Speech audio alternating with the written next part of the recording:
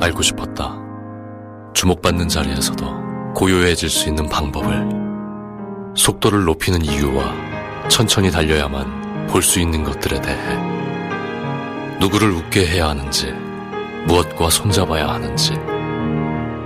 지금 당신은 되고 싶었던 당신인가? 나는 그렇다.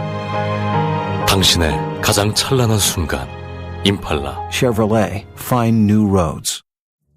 제가 이러려고 회사 생활을 했나 자괴감이 들고 괴로워요. 어떤 증상이죠? 입맛도 없고 속도 답답하고 모든 일에 의욕이 없... 답 나왔어요. 상사병이군요. 네? 상사병이요? 네, 상사병이요. 아니, 전 누구를 좋아해 본 적도 없는데 상사병? 그런 거 말고 직장 상사병이요. 김 부장, 박 과장, 맞아요, 맞아. 그럼 어떻게 해야 되죠? 일단 마음의 여유를 찾으시고 속을 편하게 다스리세요. 그리고 점심 식사는 속 편하게 본죽으로 하세요.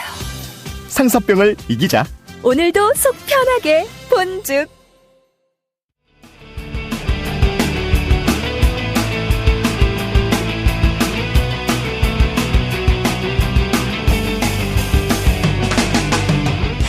살면서 누구나 한 번쯤은 궁금해하지만 아무도 정확히 알려주지 않는 주제들을 선정해서 얕게 한번 파보겠습니다.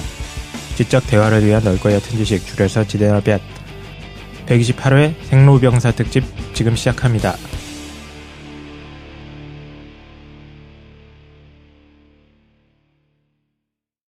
한 주간 잘 보내셨습니까? 오늘은 자기소개로 시작하는 날입니다. 저는 신자유주의 미스테리 관심 많은 최 사장입니다. 양원적 정신을 갖추기 위해 노력하는 남자 깡쌤입니다. 아, 요즘에 그런 거 노력하고 있습니까? 예.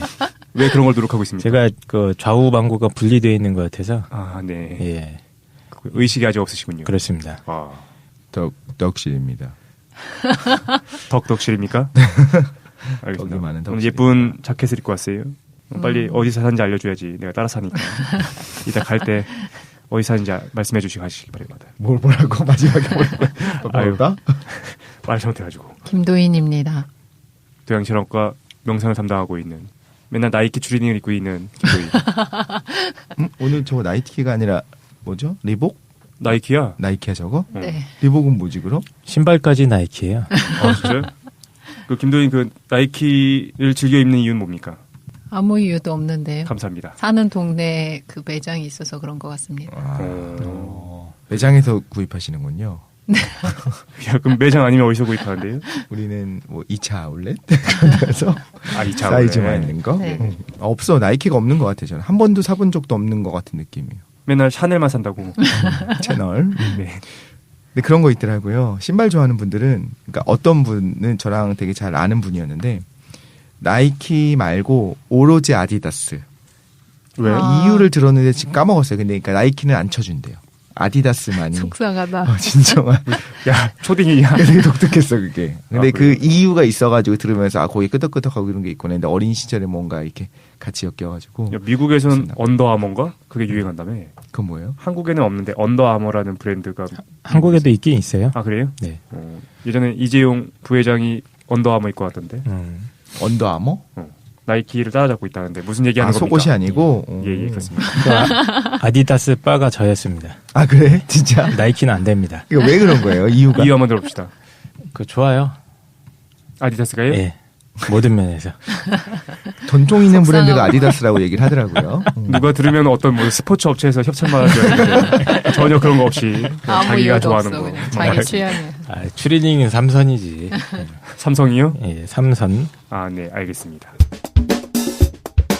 그래서 오늘 생로병사 특집 5번째 시간이 됐어요. 원래 4번째 시간에서 끝나야 되는데 김도인이 지난 시간에 의식의 기원, 어마어마한 주제를 갖고 오지 않았습니까? 네.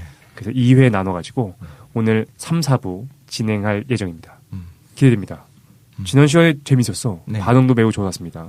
그래서 사람들이 잘 몰랐었던 거. 아, 고대 사람들이 그렇게 어떤 현대인과 다른 의식 구조를 갖고 있을 거라고 생각하지 못했다. 그런 평이 많더라고요. 재밌게 들었는데 오늘은 어떤 게 준비되어 있습니까? 네, 오늘은 지난 시간에 대한 거 간략하게 말한 다음에 시작하겠습니다. 지난 시간에 무엇을 했었냐면 의식의 기원에 대해서, 그러니까 생로병사 중에서 의식의 탄생에 대해서 한다라고 말씀드렸어요. 그래서 지난 시간에 다뤘던 이야기는 우리가 의식이 있는 상태만 지금 경험하고 있기 때문에 의식이 없는 상태를 상정할 수가 없어요. 그래서 고대인들이 가지고 있는 양원적 의식이라는 게 도대체 무엇인가를 알기 위해서 처음에 의식의 정의부터 시작했었고요. 아, 맞습니다. 예. 네, 3가지가 있었어요. 공간화하는 능력, 두 번째로는 유사 나를 통해서 이제 주체를 설정하는 능력, 세 번째 경험하는 자료들을 이야기 엮기로 묶는 능력. 3가지가 의식 능력에 이제 선행되고 그거에 기반해서 두 번째로는 양원적 의식 상태가 어떤 상태인지 개괄적으로 설명했어요. 그래서 우방구에서 일어나는 정보 연합에 대한 명령을 자방구에서 그냥 뭐라고 할까? 수동적으로 따르는 상태가 양원적 의식 상태다라고 해서 고대인의 지금 정신 상태가 양원적 상태다라고 봤었고, 세 번째로는 그것에 대해서 생화학적으로 뇌의 특성이랑 연관시켜서 설명했었어요. 기억이 납니다. 네. 그 다음에 마지막으로 원래는 문명의 특징까지 연결시켜서 하려고 했는데 거기로 들어가지 못했고 시간상 양원적 문명의 특징이 역사상으로 어떻게 전개되는지에 대해서 문명이 발달하는 특징이랑 연결시켰어요. 그래서 인구가 환경 변화 때문에 대이동해서 언어에 대한 급작스러운 사용이 증가하게 되었고 그걸로 인해서 의식이 생겨나게 되는 기초적인 환경이 마련되어 있었다. 여기까지 했어요. 아, 그렇구만. 그래서 의식의 특징이 3가지였다는 거죠? 네. 공간화, 유사나 이야기 엮기. 그리고 양원적 의식 상태의 특징이 뭔가. 네. 그러니까 좌방구, 우방구에 대한 얘기를 해주셨고 문명의 특징까지 좀 하셨다. 네. 기억이 막 납니다. 오늘은 뭐 해주시나요? 오늘은 크게 2가지로 나눌 건데요. 첫 번째 1부에서는 양원적 의식 상태가 이제 주관적 의식이 생겨나면서 혼란을 겪게 돼요. 그래서 지난주 이거 도입부까지 했었는데 양원적 역사가 기원전 9000년에서 2000년까지로 상정돼 있었고 과도기적인 게 일어나요. 저희가 지난번에 말했었던 것처럼 이거 스펙트럼처럼 펼쳐지기 때문에 양원적 의식에서 갑자기 어느 날 돌아섰더니 주관적 의식이 생긴 게 아니고 그 과정에서 계속 쇠퇴의 변동사항이 있을 거예요. 그 역사적인 문명의 특징을 2가지랑 연결시켜서 볼 거예요. 네. 실제로 줄리언 젤스는 3가지를 분석하는데 첫 번째 메소포타미아 문명, 두 번째는 그리스 문명, 세 번째는 기독교의 종교가 발생하게 대한 거를 분석하거든요.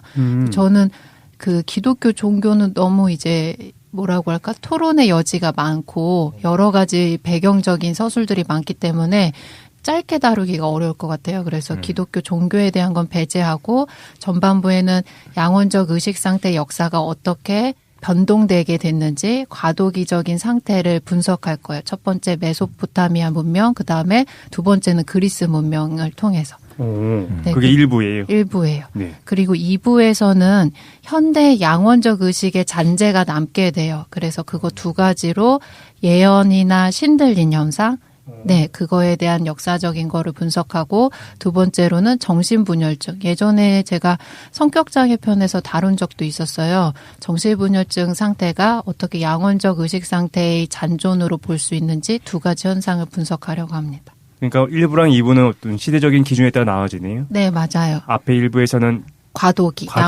양원적 의식에서 주관적 의식으로 넘어가는 그 과도기에 대한 거. 네. 2부에서는 현대에 남아있는 어떤 잔상들에 대한 거. 네. 흥미진진할 것 같은데. 네. 그러면 다음 주에는 뭐 하세요? 다음 주에 미래의 어떤 알파고의 의식 상태. 네네. 알겠습니다. 적당히 이것들아. 예. 모든 게 적당한 게 중요하지. 네. 네. 그럼 시작해볼까요? 네, 시작하도록 하겠습니다. 양원적 역사 도입부 하면서 지난주 어디까지 했었냐면 양원적 역사에서 크게 3가지 특징이 있다고 했어요. 간략하게만 말해볼게요. 신들의 집이 있었어요. 모든 문명권 도시에는 중앙이 되었던 아니면 주거지의 그 변두리가 되었던 신들의 집이라고 해서 전체 도시의 구성원들이 공유할 수 있는 환각을 확인할 수 있는 문화적 기재가 있었어요.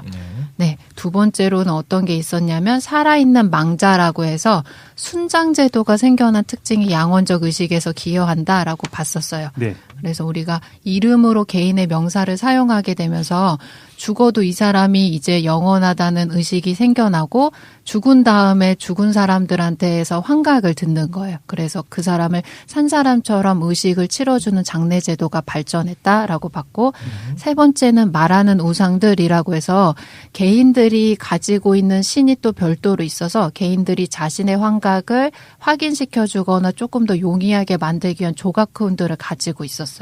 이게 역사상에서 많이 발견되는 개인적 혹은 문화적인 조각품들, 조상들의 기원이 된다라고 분석하고 이제 끝났었어요. 네네, 맞아요. 기억납니다. 그러면 이제 문자 시대 양원적 신정 정치로 한번 넘어가 볼게요. 얘는 완전 과도기 상태는 아니고 과도기가 시작되는 도입부라고 생각하시면 돼요. 과도기의 도입부다. 네. 그래서 과도기 혼란기 상태는 메소포타미아랑 그리스 문명으로 분석할 건데 그 이전에 문자 시대, 문자를 쓰게 되면 양원적 정신에 대해서 혼란이 생기게 될 거예요. 네네. 왜 그러냐면 문자는 기록을 할 수 있기 때문에 이전까지 신적 명령을 받아서 따랐던 사람들한테 다른 변화 양상이 일어나게 돼요. 그거를 두 가지 메소포타미아랑 이집트 사회에서 어떻게 일어나게 되었는지 한번 볼게요. 문자 기록은 크게 두 가지로 나눌 수가 있는데 첫 번째 가장 원시적 상태 문자 기록은 그냥 시각적 사건을 그림으로 그리는 거예요. 내용이 없고 내가 뭔가 사냥을 했다 그러면 사냥하는 동물을 벽화에다 그냥 띡띡 그려놓는 거예요. 근데 두 번째는 음성적 소리로 만들 수 있는 사건을 상징으로 나타내는 것으로 발전될 수 있어요. 여기는 이제 스토리가 드러나게 돼요. 네.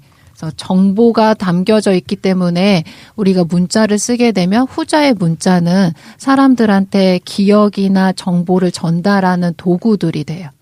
메소포타미아랑 이집트 사회에서 이제 문자를 사용하게 되는데 첫 번째 메소포타미아 사회부터 볼게요. 예. 메소포타미아는 똑같이 그리스랑 신정 정치를 하는데 뭐가 다르냐면 소유자로서의 신이 드러나요. 그러니까 여기에서 다스리고 있는 왕 통치자는 신이랑 동격이 아니고 신의 말을 대리하는 사람이 왕인 거예요. 신의 말이 왕을 통해서 대리자로 드러나게 돼요. 그러니까 실세는 따로 있다. 네네. 그렇군요. 그래서 이러한 지역에서는 어떠한 의식을 가지게 되냐면 문화 구성원들 사이에서 모든 것이 신의 소유라는 관념이 생겨나게 돼요. 네. 그래서 수메르와 아카드 초창기의 메소포타미아 문명은 모든 것이 신의 소유물이고 인간은 그의 말에 따르는 지금 현대적인 언어를 쓰면 뭐 노예와 같은 상태 혹은 그의 말씀을 듣는 일꾼, 종의 상태라고 볼 수 있어요. 그 수메르 신화들 보면은 초기 신화들 보면은 이제 신들이 인간을 만드는데 일꾼으로 써먹으려고 만들었다. 아후라 마즈다가 여기 나오는 건가? 아니요. 그거는 이제 조로아스터교 신이고 여기는 뭐 엔키, 엔릴 뭐 이런 시리즈들이 있습니다. 예전에 네네. 깡쌤 해줬던 게 기억이 막 나요. 문명표에서 깡쌤이 해주셨어요. 네, 그 부분을 이제 떠올릴 수 있을 것 같아요. 네. 근데 저희가 진짜 너무 많은 내용을 달아서 웬만한 방송 얘기하면 기존 3년 동안 했었던 방송들을 다 갖다 묶을 수가 있어요. 그러니까. 네. 그래서 이거 들으시면서 조금 흥미가 더 생겼다라고 하시면 문명편을 들어보시면 더 좋아요. 이집트 덕실님이 하셨던 거랑 깡쌤이 하셨던 거. 네. 그래서 여기에서 특이한 게 뭐가 있냐면 왕이 어떤 역할을 하냐면 신을 관리하는 역할을 해줘요. 뭐 이거 당연하다라고 생각할 수 있는데 특징적으로 신을 사람처럼 그러니까 인형놀이 하듯이 신을 대우해 주는 게 왕의 의무에 포함되어 있어요. 그래서 신의 재산을 관리하는 거는 물론이고 특이하게 이런 게 뭐냐면 사적으로 신을 비서처럼 섬겨요. 그래서 왕의 일상에 뭐가 포함되냐면 신상을 목욕시켜줘요. 동상으로 만든 거. 그 정도는 해줘야지. 그 다음에 의상 착용도 매일 골라요. 오늘 무슨 옷을 입히지? 이것을 고르고 식사하는 것까지 챙겨줘요. 변기도 바꿔주고 그렇습니까? 네. 연설문도 고쳐주고. 네네. 침대 교체해주고 이런 거 다 해주는 거예요. 네. 그다음 알 것 같네. 네. 그리고 저희가 뭐 우울하거나 이러면 남자분들도 그래요. 뭐 이렇게 디저트 달다구리 먹고 싶다 이러잖아요. 네, 달다구리요? 네, 단 것들. 달다구리. 이제 스트레스 받으면 보통 이제 단 거 같은 거 먹으려고 하니까 예전에도 똑같이 신을 이렇게 보고 신상이 기분이 좋아 보이는지를 비위를 맞춰주는 거예요. 그래서 그 동상을 보고. 네, 좋은 기분을 유지시켜주기 위해서 버터, 꿀, 설탕 절임 등의 재물을 계속 간식으로 봉헌해줘요. 아, 근데 딴 건 다 이해가 가는데 뭐 씻겨주고 입혀주고 다 이해가 가는데 기분이 좋은지는 어떻게 알아요? 아, 그 느낌적인 느낌으로 보면 딱 목소리 아니, 듣고 자기가 네, 목소리 네. 듣고 아니 동상 얼굴 보고. 그렇지, 동상이 웃고 있으면 저 양반 오늘 기분 좋네. 네. 근데 이게 나도 너무 그 왕 하고 싶다. 너무 신기한 게 어느 정도까지냐면 동상에 음식물을 주입하는 호스 같은 것들도 발견되게 돼요. 네. 동상 안에. 네. 근데 저희도 제사에 그 전통이 있거나 혹은 그 종교적 의례할 때 음식물을 봉헌하잖아요. 그렇죠. 생각하면 그게 너무 역사적으로 오래됐기 때문에 이상하다는 걸 못 느끼는데 왜 신이나 동상한테 음식물을 봉헌하는지에 대한 기원이 설명이 되는 거예요. 근데 나한테 이제 명령을 내려주는 사람이고 이 사람은 실제 하는 신적 존재이기 때문에 똑같은 사람, 인간적인 대우를 하는 거예요. 그렇군요. 네. 이게 이제 기원전 3000년경의 메소포타미아의 특징이고 이때 뭐가 드러나냐면 문자를 쓰기 시작했기 때문에 양원적 의식의 분열이 일어나기 전에 도입부라고 했었잖아요. 첫 번째로 입 씻기 의식이라는 게 드러나요. 입 씻기 의식. 네, 입을 닦아주는 의식. 왜 그러냐면 생각하면 예전처럼 아주 명확하고 직접적으로 환각이 안 들리는 거예요.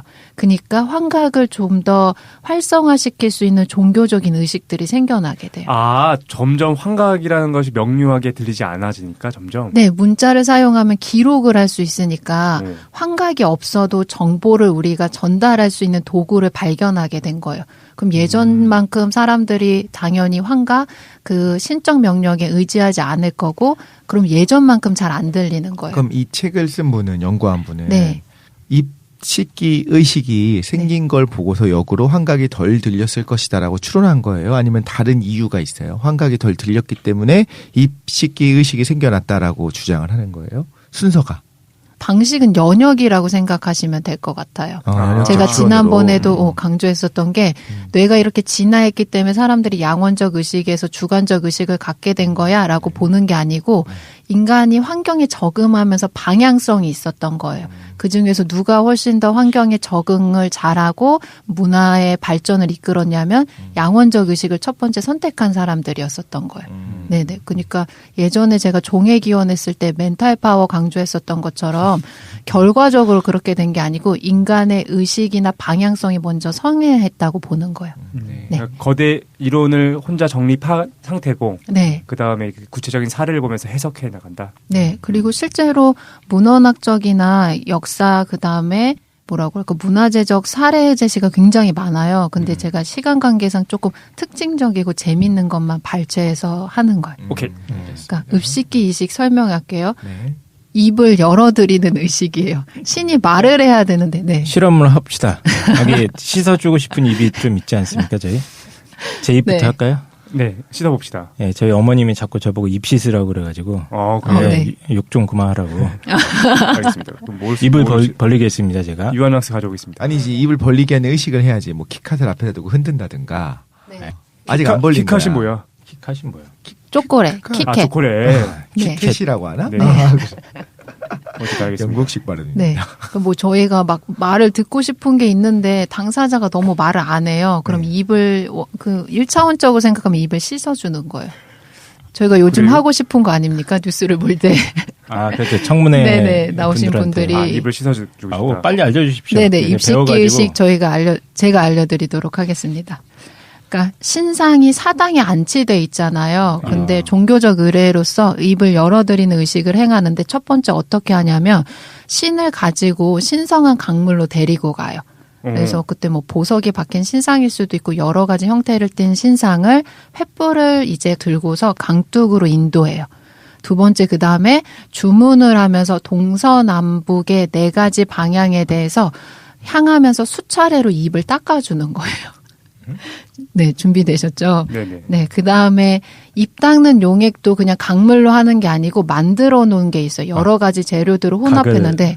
가글 같이. 네, 의료용 가글 이런 거 아니고. 네, 여러 가지 용액들을 섞어 놓은 재료들을 만들어 놓은 특수한 용액으로 다시 한번 입을 닦아줘요.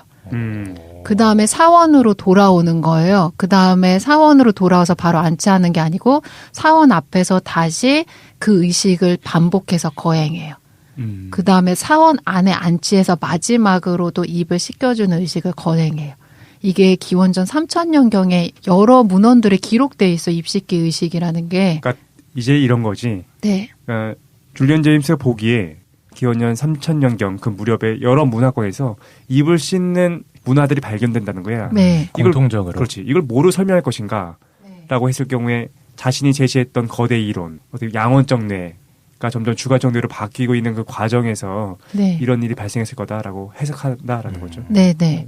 그리고 이게 한 뭐 지역에서만 발생했으면 문제가 아닌데 문화권에서 공통적으로 가지고 있는 의례나 의식이 생겨났다라고 하면 그거를 이제 통과할 수 있는 원인이 있다고 보는 거예요. 뭔가 이유가 있겠지. 왜 하필이면 입을 씻느냐에 대한. 말을 해라. 제발 네. 말 좀 해줘라. 라고 이제 줄리안 제임스는 그렇게 생각한다는 거야. 네. 여기서 사례가 다른 데도 나와요. 그러니까 지금 뭐 그리스나 메소포타미아 지역뿐만 아니라 전체적으로 아시니까 뭐 중국 쪽이라든가 동아시아 뭐 아메리카 대륙에서도 나타나나요. 그때 말씀드렸던 것처럼 줄리안 제임스가 이제 사료로 삼고 있는 거는 동아시아나 이제 빼고, 중국 쪽의 자료들은 없어요. 그러면 인도나 아메리카까지는 나타나는 거고. 네네. 그러니까 메소포타미아, 그리스, 그 다음에 중동 지역이 중심으로 달아져 있게 돼요. 네.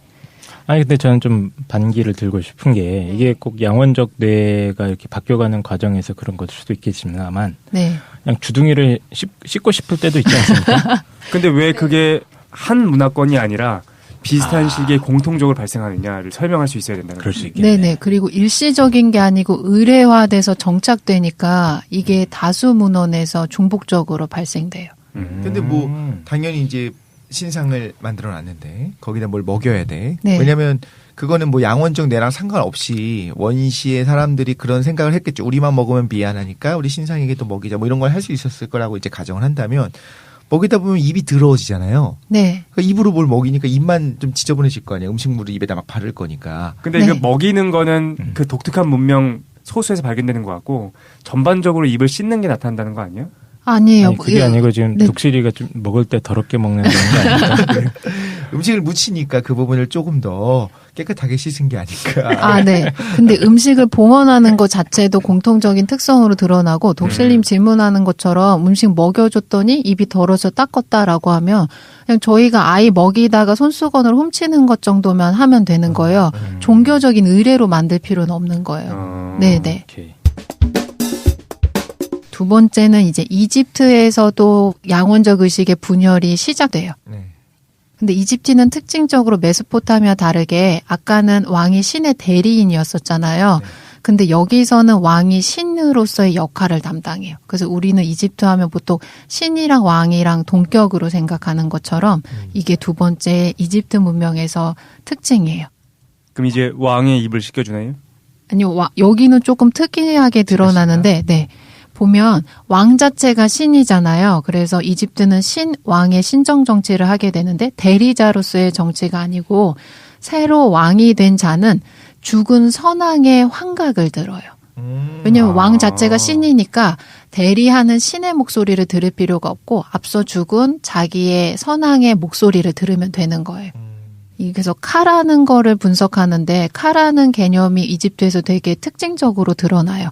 그래서 그 모든 신을 통괄하는 신 이런 개념으로 생각하시면 되는데 카는 한 사람에게 들리는 지시의 목소리로 카에 대해서 이집트인들의 태도는 수동적이에요. 들리면 무조건 수행하는 거예요.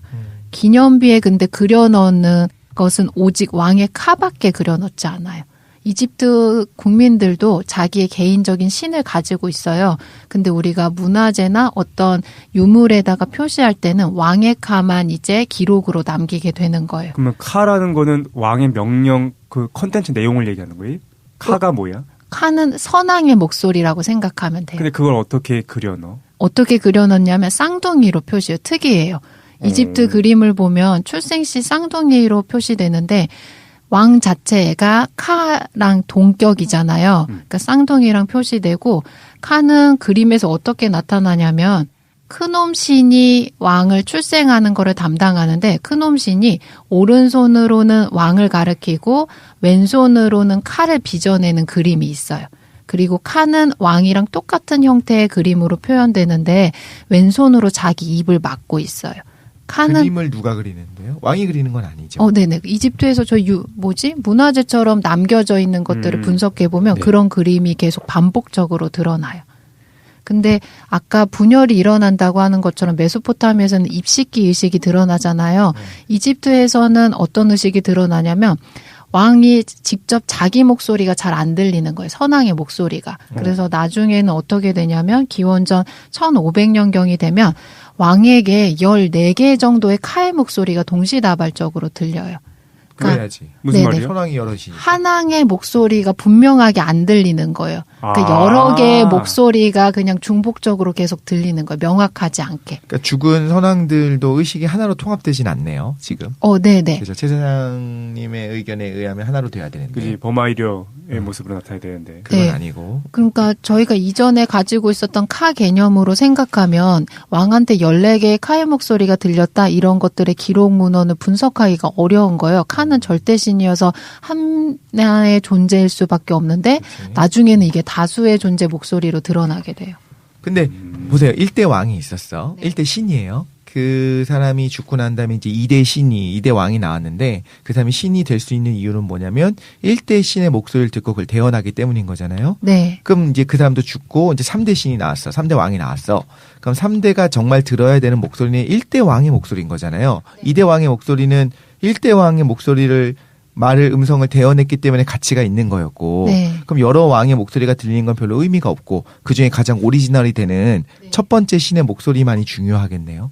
근데 그 목소리라고 하지만 만약에 제가 3대 왕이에요. 네. 그러면 그 목소리는 2대 왕의 목소리로 들을 거예요. 아, 왜, 바로 왜, 위에 아빠 거로? 네네. 자기가 들었던 목소리니까. 그러네. 아하, 오케이. 네. 근데 이제 나중에는 그게 명확하게 들리지 않으니까 여러 명의 카의 목소리로 들리게 되었다. 이런 기록들이 계속 나오게 돼요. 네. 그래서 제가 도입부에 대해서 이제 설명했는데 이때 전체적인 역사의 특징이 어떠냐면 신정정치의 분열이 일어나기 시작하는 시점이에요. 신정정치가 성공하게 되면, 그러니까 양원적 문명이 성공하게 되면 그 신적 명령에 따라서 우리가 전달을 수행하기만 하면 되기 때문에 인구가 안정적으로 증가하게 돼요. 결과적으로 환각을 통해서 사회를 통제하는 것이 유리했었는데 이게 언제 분열하게 되냐면 사회가 과도하게 복잡해지면 양원적의 문명 자체가 유지되기가 힘들어져요. 그래서 오히려 신정정치를 통해서 문명이 발달하고 인구가 폭발했는데 그 결과 때문에 양원적 문명의 붕괴가 일어나기 시작해요. 그럼 이렇게 줄리언 제임스는 이렇게 생각하는 건가? 왕의 목소리가 동시에 들렸다라는 거, 여러 가지로 들렸다라는 것이 양원적 뇌라는 어떤 분명한 일방향적인 언어 소통 체계가 점점 와해되어 가는 과정 중에서 여러 명의 왕의 목소리가 동시에 들리게 됐다라고 해석하게 되는 거예요? 네네. 네, 그러면은 결과적으로 어떤 문제가 생길 거냐면 누구 목소리를 따라야 되는지에 대한 것도 불분명해지고 위계질서 자체가 무너지게 되는 거예요. 그러면서 이제 신정 정치가 무너지게 된다. 네, 그런 특징이 드러나게 돼요. 그런데 여러 왕의 목소리가 들렸다는 것은 어떻게 알 수 있어요? 왕이 알려주는 건가? 그러니까 네, 파라오가 그걸 얘기해 기록들이 주나? 남겨있기 때문에. 그러면 자기 자신의 어떤 권위를 떨어뜨리잖아요. 사실 목소리가 솔직히 말하자면 잘 안 들린다. 선왕의 목소리가. 그 여러 목소리가 들리는데 뭐가 진짜인지 모르겠다. 이런 이야기를 하는 것은 되게 위험한 거 아니에요? 네. 그래서 실제로 어떤 게 드러나냐면 이집트 사회에서는 이집트의 모든 권위가 이제 붕괴하기 시작해요. 이제 기원전, 1500년이 지나게 되냐면. 말 안 했어야 됐는데. 네. 그래서 사람들이 막 도시에서 이탈하게 되고, 귀족들의 권위가 붕괴되고, 형제 부모가 서로 살해를 하는 사건이 굉장히 많이 이제 기록으로 남아요. 갑자기 형제 부모 살해를 깜짝 놀랐네. 왜냐하면 권위나 위계 질서가 무너지니까 기존의 사회 체계 유지가 안 되는 거예요. 요즘 네. 애들 버릇 없어. 그치? 네, 그리고 막 왕의 피라미드나 무덤이 약탈되는 사건 자체도 발생해요. 그러니까 권위에 도전할 수 있게끔 된 거예요. 그게 다 어떻게 보면 양원적 뇌라는 것이 주관적 뇌로 바뀌는 과정 중에서 발생할 수밖에 없었던 현상이다. 네, 현상이다. 그러면 이제 도입부를 했기 때문에 저희 전반부에서 다루려고 했던 내용으로 들어가 볼게요. 어떤 거냐면 양원적 정신의 분열이 일어나는 과도기가 역사에서 어떻게 드러나게 됐는지. 첫 번째 메소포타미아 문명부터 한번 살펴볼게요. 그래서 여기에서 저희가 종교에서 다루는 개념들 혹은 선악, 도덕이 생겨났다고 줄리언 제이스가 보는데 이게 굉장히 흥미로워요.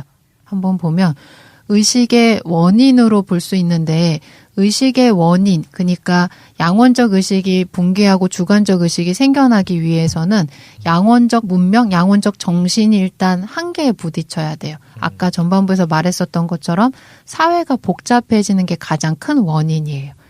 신들의 항상 명령을 통해 가지고 사회를 유지했었는데 신들이 스스로의 법률의 도움을 받을 필요가 없어진 게 인간 문명에서 기원전 2000년 후기라고 봐요. 이때 어떤 일이 일어나냐면 국가들이 연합되면서 통합되게 돼요.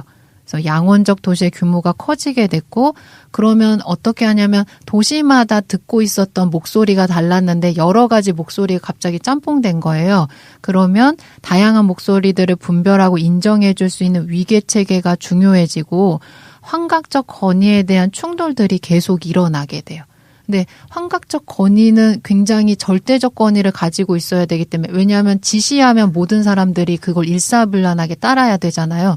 조금의 분열이라도 생기면 그 문화권 자체가 붕괴할 수 있는 위험에 노출돼 있어요. 이게 양원적 문명의 취약성이에요. 사회가 고도로 발달하게 되면 거기에 효과적으로 대처하지 못한다. 그래서 신정 국가들이 뭔가 외세 침입이나 뭔가 크게 특징적인 요인이 없어도 갑자기 붕괴하는 역사적인 기록은 이걸로 통해서 증명할 수 있다라고 줄리언 제이스가 봐요. 네. 크게 두 가지 원인이 있는데 왜 기원전 2000년 후기에 양원적 왕국이 크게 분열되게 되었냐면 첫 번째 문자 사용 때문에 그래. 앞에 도입부에서 썼던 것처럼 기원전 2000년이 되면 문자 쓰기가 정착되기 때문에 특히 메소포타미아 문명 지역에서는 시민사회가 안정적으로 유지될 수 있게 되었어요. 기록을 통해서. 그러니까 양원적 정신의 권위가 당연히 손상되었을 거고 이거를 통해 여러 가지 붕괴 현상들이 일어나게 돼요. 두 번째는 환경적 요인이 급변하게 된 것 때문에 그러는데 기원전 2000년경에 어마어마한 이제 지리적 재앙이 닥치게 되는데 세계 인구의 절반이 난민이 되고 여러 가지 문명들이 멸망하는 이제 지리적 요인, 환경적인 사건이 일어나게 돼요. 이 크게 두 가지 때문에 그런데 이걸로 한번 이야기해 보도록 할게요. 첫 번째, 메소포타미아의 정신 변화부터 살펴보도록 할게요. 하나의 사례를 들어보면 재밌을 것 같은데 기원전 1230년경에 아시리아 왕 투쿨티 1세가 있어요. 투쿨티 1세? 네. 이 사람이 기존과 다르게 역사상에서 매우 다른 돌제단을 만들어요. 기존에는 저희가 신의 집이라고 해서 항상 도시 중간에 신이나 혹은 신상을 모시는 제단이 있었잖아요. 근데 이 투쿨티가 만든 제단은 어떠냐면 신이 사라진 제단을 만든 거예요. 그래서 제단 전면에 새긴 그림을 살펴보면 투쿨티 왕이 자기 신 보좌 앞에서 나아가고 있는 모습이 있는데 신이 앉아있는 자리가 공석으로 비어져 있어요. 네, 이게 역사상 최초로 드러난 신의 부재에 대한 그림인 거고 이게 양원적 정신이 붕괴되고 있는 걸 단적으로 보여준다라고 해요. 왜? 이제 안 들리는 거예요, 목소리가. 신적 명령을 따랐었는데 항상 신의 그림이 나타나 있어요. 이전의 문화 유물에 대해서는. 네. 근데 이제부터는 뭐냐면 그림에서 신의 모습이 사라지게 돼요. 아, 실제로 안 들리니까. 네. 그래서 신의 부재적인 장면을 그려놓은 역사적 최초 사건이다라고 보고 있어요. 그 인문학 하는 사람들이 이런 거에 꽂힙니다. 이건 역사상 최초야. 왜 갑자기 없어졌어? 그냥 없었나 보지 생각하지 않고 이걸 이유를 찾습니다. 아니면 누가 도굴해 갔을 수도 있는데. 그러니까. 아니면 추상적인 존재라고 생각하거나. 네. 그러나 인문학자는 여런데 굉장히 의미부여를 많이 하는데 어쨌든 이 사람의 해석은 그렇다. 네네. 그리고 두 번째로 이제 서령 문자를 쓰고 있으니까 메소포타미아 지역이 그 문자의 기록을 분석해 보면 신이 인간을 버렸다는 기록들이 계속 나와요. 사람들의 그 언급을 통해서. 이전에는 그런 말 자체를 찾아볼 수가 없는 거예요. 근데 신이 인간을 버렸다 혹은 신이 인간을 떠났다 이런 표현들이 계속 나오고 있어요. 그러니까 이게 그냥 단순히 뭐 문학적인 측면이거나 그런 것이 아니라 네. 실제로 사람들한테 들리지 않았기 때문이다. 네네. 그러면 신이 부재하게 되는 이제 역사적인 시기를 맞이하게 되잖아요. 이걸로부터 지금 인간이 가지고 있는 여러 가지 개념들 그리고 여러 가지적인 신비에 대한 부분들이 발생하게 됐다고 봐요. 그래서 그거를 한번 설명해 보도록 할게요. 첫 번째 여러 가지 개념들이 있는데 기도하는 것들이 생겨나게 돼요. 네, 기도? 네. 아멘. 네. 첫 번째 잃어버린 신들에 관한 이제 처음의 주제는 기도라고 볼 수 있는데 양원적 정신에서는 목소리가 계속 항상 즉각적으로 들리기 때문에 기도할 필요가 없는 거예요. 근데 이때부터는 기도한다는 문구나 표현들이 굉장히 많이 나오게 이런 돼요. 거구나. 안 들리니까 조용히 해봐. 가만히 있어봐. 거기서 계속 이렇게 들릴 때까지. 집중하는 거지. 네네. 옛날엔 집중 안 해도 들렸는데. 네, 그래서 기원전 3000년 말쯤 되면 문명이 과도로 복잡해지기 때문에 신들이 다양한 요청에 응답해주기 위해서 기도하는 일들이 계속 발생해요. 그래서 기도가 신성한 예배 중요한 행위로 대두된 것이 이 시점인데 신들이 더 이상 인간들에게 직접 말하지 않기 시작함로부터 기도에 대한 종교 의례가 되게 중요하게 대두되었다라고 봐요. 그래요? 네. 그리고 왠지 추측해보건데 환각 물질을 먹고 뭐 그런 것도 있었을 것 같다. 네, 환각물질을 문고 저희가 뭐 LSD라고 했는데 그런 환각물질에 대한 사용도 이 시점부터 드러났다고 봐요. 안 들리니까. 네. 뭐 어떻게 좀 한번 들어보려고. 역시 환각물질 전문가 최 사장님. 감사합니다. 예. 그런 마음으로 시작한 겁니까? 예. 잘 들려. 예. 네, 그래서 첫 번째 잃어버린 신들에 관해서 뭐가 생겨나게 되냐면 인간들이 기도를 올리는 종교적 특징이 드러났다. 두 번째는 뭐냐면 저희가 이제 권위 자체 혼동이 생겨나요.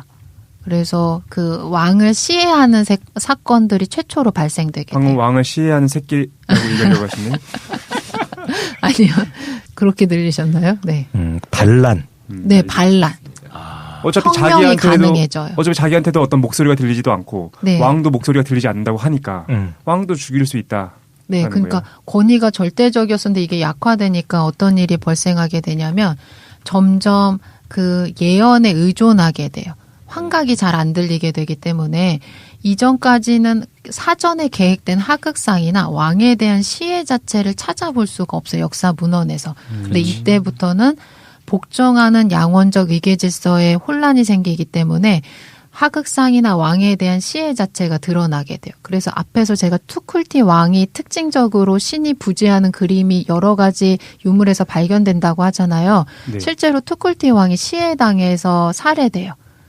네, 투쿨티가 당시에 특이하게 아슈르라는 지역에다가 무신론적 신앙에 따라서 자기 이름을 본따서 그 도시를 하나 만들어요. 이게 되게 의례적인 사건인 거예요. 왜냐하면 신의 명령을 따라야 되는데 메소포타미아 지역에서는 신의 대리자였단 말이에요. 근데 신을 제거하고 자기 이름을 본딴 도시를 만들었어요. 근데 그러니까 어떻게 됐냐면 자신의 후계자 아들을 따르고 있던 추종 세력들이 투쿨티 왕을 감금시킨 다음에 죽여버려요. 네, 이 사건이 뭐냐면 양원적 정신의 붕괴를 보여준다. 두 번째, 권위 자체의 혼동이 생겨나요.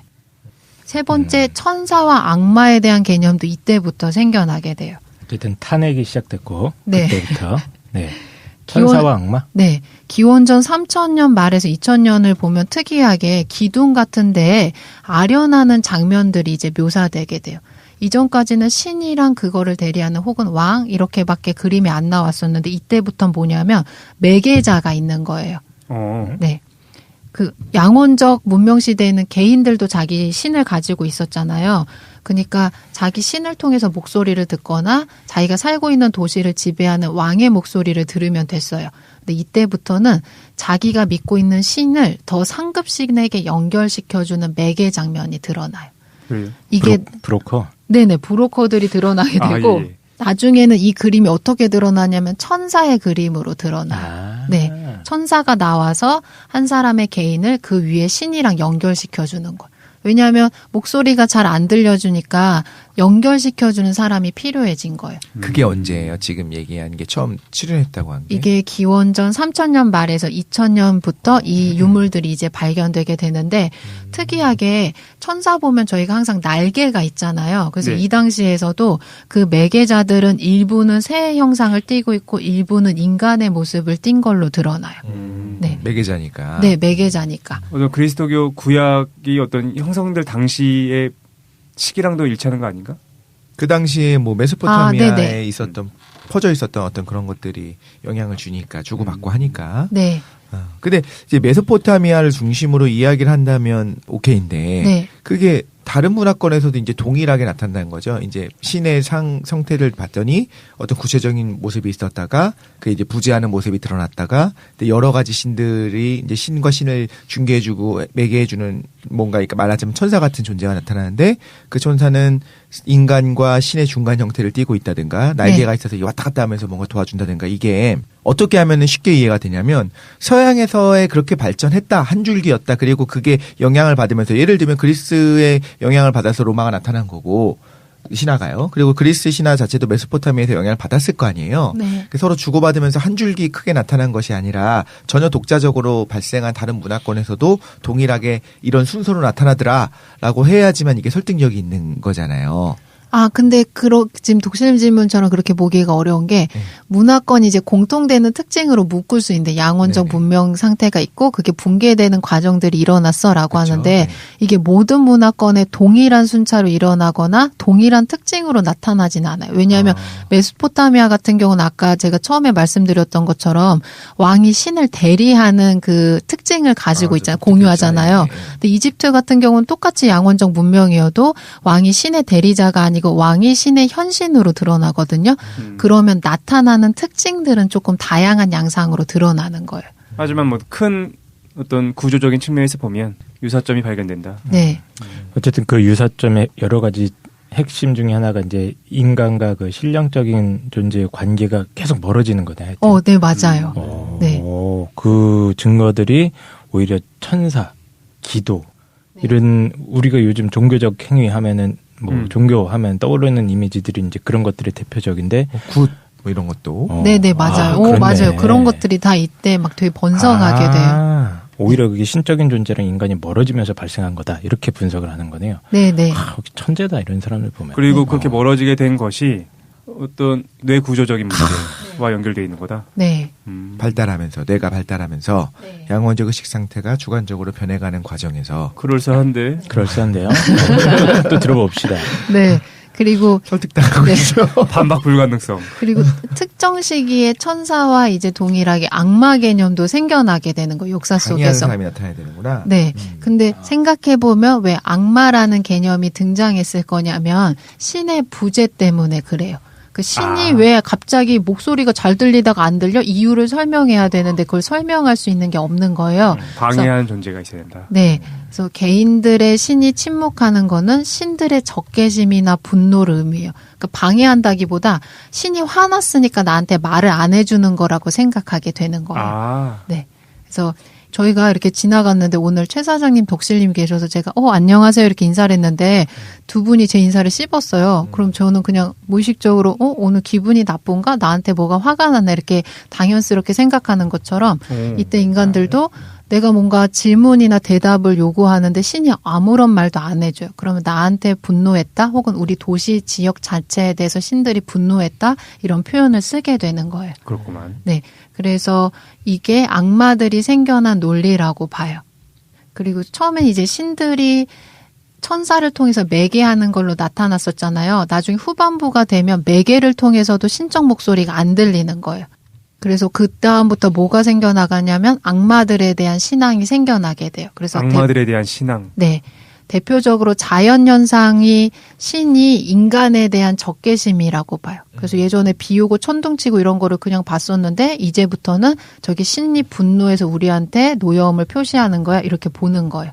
두 번째로는 인간이 걸리는 병조차 악마의 소행이라고 보게 돼요. 그래서 이때부터 악신으로부터 사람들을 보호하기 위한 방식들이 여러 가지가 발생하게 돼요. 이게 기원전 한 시기로 따지면 1000년 정도인데 손목에다 이때부터 뭘 붙이고 다니면 사람들이 손목에 악신이나 그다음에 뭔가 재앙 저주를 예방하는 부적들을 착용하게 돼요. 이때부터 다량의 부적들이 발견되게 되고 그다음에 두 번째 악마에 대항하기 위한 종교적인 의식들이 많이 발생하게 돼요. 그리고 이때부터는 의학도 어떻게 발견되냐면 질병이 악마의 소행이잖아요. 그래서 악마의 소행으로부터 이제 벗어나기 위한 축기술이 발생하게 돼요. 네, 뭐? 귀신을 쫓는 기술, 축귀술. 아, 퇴마. 네, 퇴마술. 퇴마술 같은 거. 네네. 그 다음에 네 번째로 천국의 개념도 양원적 정신의 붕괴와 관련 있다라고 보거든요. 신들이 목소리가 항상 들리면 항상 관행적으로 거주지가 있어요. 신들의 집 하는 것처럼. 그렇죠? 아, 네. 신이 우리가 살고 있는 도시 중앙에 항상 눈에 띄는 장소에 있었어요. 근데 이때는 지구라트나 개인 사당에 머물렀었거든요. 네. 근데 신이 사라졌어요. 그럼 신이 어디로 갔을 거냐면 이때부터는 목소리가 안 들리니까 신이 어떤 보이지 않는 장소에 머무르고 있다라는 개념이 생겨나고 되고 그걸 천국이라고 생각하는 거예요. 이거 너무 그럴듯해서 네. 나는 장난 아니지. 천동설이 지동설로 옮겨간 것도 양원적 의식의 붕괴로 설명할 수 있어요. 나는 마르크스의 탄생을 양원적 내로 한번. 그러니까 양자론이 대두된 것도 양원적 정신이 붕괴되면서 네, 그래서 설명이 가능할 것 같아요. 도시가 지금 이제 사실 중요한 지점을 얘기해 주는데 사실 그 거대 이론, 거대 담론의 언제나 그 한계잖아. 네. 그러니까 뭐냐면 거대 담론이라는 거는 단순하지만 세상 모든 걸 다 설명해 줄 수 있는 이론을 얘기하는데 분명히 또 문제가 있어요. 모든 것이 다 그냥 끼워 맞춰 줄 수 있다는 거. 근데 이 지금 김도인이 해주는 얘기가 되게 그럴싸하고 재미있으면서도 맞아요. 또 걱정도 되긴 하는데 한번 네. 조금 더 들어보도록 합시다. 근데 줄리온 제주도 책에서 계속 그 얘기를 하는데 그 사람들은 어떤 환상을 가지고 있냐면 어떤 단 하나의 이론으로 세상의 모든 것을 다 설명할 수 있다는 환상을 가지고 있다는 거예요. 자기가 그만큼 근데 환상을 씌워주는데 줄리온 젠슨은 그렇지 않다고 봐요. 실제로는 어떤 단 하나의 이론으로 세계 현상을 완벽하게 분석하는 거는 불가능하고 자기가 제시하는 양원적 문명이나 의식의 기원이라는 것 자체도 뭐를 가능케 해주냐면 인간의 역사가 어떤 의미 있는 방향성이 있었다는 설명이 되는 거예요. 이거를 가지면 이전까지는 뭔가 해석되거나 설명되지 않았던 여러 가지 문화 현상들을 우리가 이해할 수 있게끔 해줘요. 뭐 이건 나중에 또 토론거리가 신나게 될 것 같으니까 일단 얘기를 들어보도록 합시다. 저도 하고 싶은 말이 많은데 한번 들어봅시다. 네. 그래서 아까 제 천국을 이제 상정하게 되었다고 했었잖아요, 사람들이. 그렇기 때문에 천사들한테 날개를 붙여주는 거예요. 왜냐하면 그 신은 천국에 있기 때문에 지상에 있지 않은 거예요. 그러면 지상에 있는 인간들이랑 천국에 있는 신을 연결해 시켜주는 천사는 날개를 가지고 있어야 돼, 상징적으로. 또 굉장히 중요한 포인트인 게 이제 아주 옛날 종교 같은 경우는 신령들의 세계랑 그 인간 세계가 분리가 안 되고 같이 산다고 생각하는 경향이 있는데 이제 이게 점점 분리되는 시점이 오거든요. 뭐 소위 말하는 뭐 이제 잘못된 표현이긴 합니다만 고등 종교라고 예전에 표현을 했잖아요. 아, 맞아. 예, 뭐 조직화되고 뭐 사제 계급이 생기는 고등 종교들이라고 하는데 근데 잘못된 표현이긴 합니다. 고급 저급의 구분은 아닌데 어쨌든 이제 조금 더 이제 조직화되고 교리 체계가 갖춰진 종교들로 오면 올수록 뭔가 그 신들의 세계가 좀 초월적인 곳에 있는 것처럼 묘사를 하기 시작하고 이런 흐름인데 그거를 지금 설명해 주시는 것 같아요. 네. 실제로 목소리가 안 들리니까 뭐 체계가 필요하고 막 설명이 필요하다. 네네. 그러니까 뭔가 복잡해지는 절차가 필요하면 필요할수록 그만큼 거리가 멀어지게 된 거예요. 그렇구만. 네. 그 다음에 이제 지구라트의 그 문화재도 분석하는데 지구라트가 예전에 신의 거주지처럼 신전으로 사용될 때는 신이 머무는 방이 항상 있었어요. 건축물에. 근데 이때부터는 뭐냐면 지구라트라는 건축물에 신의 방이 사라지게 돼요. 왜냐하면 신은 어디 있냐면 지구라트 우리 지상에서 인간이랑 같이 있는 게 아니고 천국에 있잖아요. 그래서 이때부터 지구라트 건축물은 신이 지상으로 내려올 때 계단처럼 그냥 사용되는 거예요. 그래서 계단 형식의 구조물로 바뀌게 되었다고 봐요. 신이 방 뺐네. 네. 그렇구나.